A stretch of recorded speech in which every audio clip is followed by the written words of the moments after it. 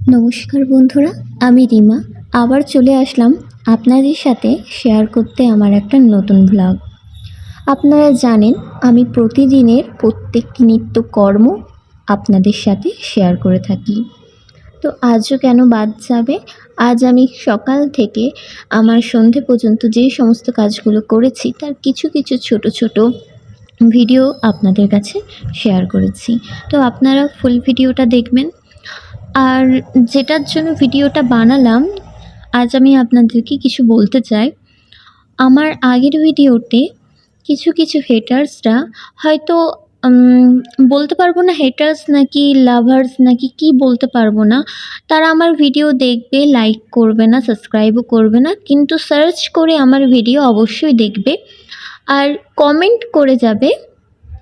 যে মানে হেটার্সরা যেরকম কমেন্ট করে আজে বাজে ভিডিও বিচার না করেই তারা কমেন্ট করে, তো তাদের তাদের উদ্দেশ্যেই আমি আজকে ভিডিওটা বানাচ্ছি। তো পুরো ভিডিওটা দেখতে থাকো। আর আমি জানি আমার যারা হেটার্স আছে অবশ্যই আমার এই ভিডিওটা দেখবে। তো তাদের উদ্দেশ্যে বলি যে তারা আমায় প্রায় ভিডিওতে কমেন্ট করে, কিন্তু আমি ঠিক কমেন্টের রিপ্লাই কিন্তু বেশিরভাগ ভিডিওতে দিই না, কিন্তু আজকে আমি বাধ্য হলাম দিতে।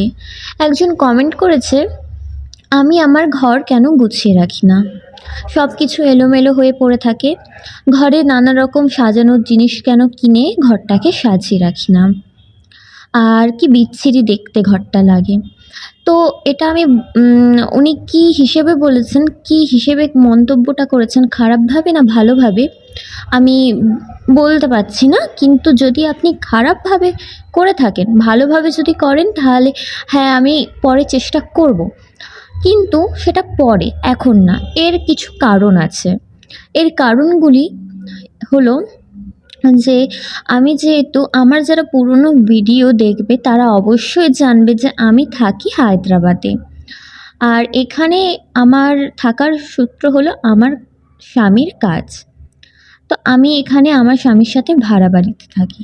তো ভাড়া বাড়িতে থেকে আমি নিজেকে হাইফাই দেখাবো, এটা সেটা কিনে ঘর সাজাবো, এটা কিন্তু আমার কাছে খুবই যেন একটা আমার মেন্টালিটির দিক থেকে এটা আমি করতে পারবো না আর করতে চাইও না।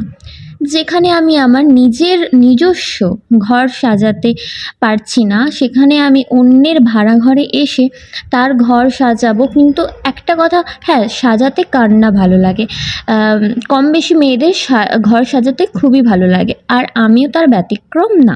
আমারও কিন্তু খুব ভালো লাগে ঘর সাজাতে। এবার আমাকে তারা নিশ্চয়ই বলবে যে তাহলে সাজাও না কেন, তাহলে গুছিয়ে রাখো না কেন। দেখো, ঘর যতটা পরিমাণ গুছোতে হয় আমি ততটা গুছিয়ে রাখার চেষ্টা করি এবং রাখিও। কিন্তু এই যে বলেছো যে বিচ্ছিরি ঘরটা অতটাও ভালো না, কোনো সাজানোর জিনিস কেন কিনে এনে সাজাই না, তো তার ক্ষেত্রে বলি, এটা যেহেতু আমি ভাড়া বাড়িতে থাকি, সেখানে আমি হয়তো 10,000 টাকার জিনিসপত্র কিনে সাজিয়ে নিলাম ঘরটা। লাভ লাভ কিছু আছে? আমি কি এই জিনিসগুলো যখন দেশের বাড়িতে যাব তখন আমার মনে হয় না যে আমি এই সব কিছু নিয়ে যেতে পারবো। কিছু কিছু জিনিস যেগুলো আমি নিয়ে যেতে বাধ্য, না নিয়ে গেলেই নয়, হয়তো সেগুলোই আমি নিয়ে যেতে পারবো। কিন্তু বেশিরভাগ জিনিস নেওয়ার সময় এটাই মনে হবে এতগুলো জিনিস কী করে নিয়ে যাব। তারই জন্য আমি কিন্তু এখানে বেশি বাহালি করি না। যতটা আমার শখ পূরণের চেষ্টা শখ পূরণের চেষ্টা করা যায় ততটাই করি, এর বাইরে আমি করি না। আর যদি আমি পার্সোনালভাবে বলি যে আমার কি শখ নেই বা আবার কি শখ হয় না, আমারও শখ আছে, কিন্তু সেগুলো আমি আমার দেশের বাড়িতে করব, এখানে না।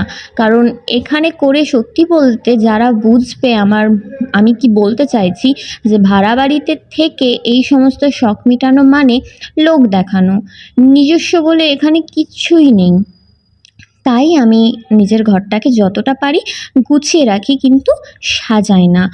আর এই আমার যে রুমটা, এটা আমার তোমরা আমার ভয়েস শুনে বুঝতে পারবে যে ব্যাকগ্রাউন্ডে প্রচণ্ড গাড়ির শব্দ হয়, গাড়ির হর্নের শব্দ হয়, লোকজনের শব্দ হয়। তো আমার রুমটা পুরোপুরি রাস্তার ধারে, তো অবশ্যই তোমরা আমার প্রত্যেকটা ভিডিওতেই বাইরের আওয়াজ শুনতে পাবে। কিছু করার নেই, কারণ রাস্তার ধারে রুমটা, আর রুমটা সত্যি বলতে ছোটো, ছোটোও না, সরি, ছোটও না, আমার স্বামী আর আমার জন্য যথেষ্ট, দুজনে থাকার মতো যথেষ্ট। কিন্তু এই সব কিছু এলোমেলো হয়ে থাকতে দেখো, তাই জন্যই। আর ভিডিও করতে গেলে তো সব কিছু গুছিয়ে করতে হবে এমন না, আমি আমার নিত্যদিনের কাজকর্মগুলো দেখাচ্ছি। আর যথেষ্ট আমি পরিচ্ছন্নতা বজায় রাখি। আর যারা আমাকে পছন্দ করে তারা অবশ্যই সবটা জানবে। তো যারা আমাকে পছন্দ করে তারা অবশ্যই লাইক শেয়ার করো, আমার পাশে থেকো। চলো টাটা।